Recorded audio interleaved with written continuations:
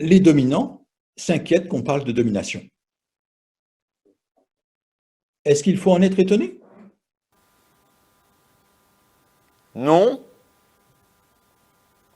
Éric Fassin? On voit de nouvelles générations de chercheuses et de chercheurs, dont une partie sont racisés. Et qu'est-ce qu'on leur dit? On leur dit taisez-vous.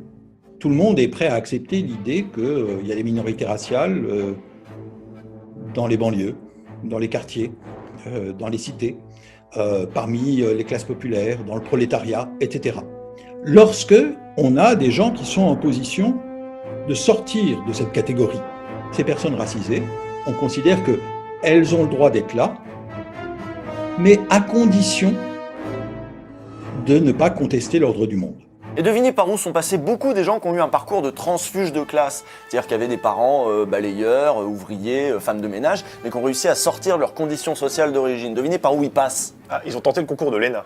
Eh ben non, ils vont à la fac, ils vont à l'université publique parce qu'on y a le droit quand on a le bac et parce que c'est gratuit. Les universités, c'est 28% d'étudiants qui sont issus des classes populaires.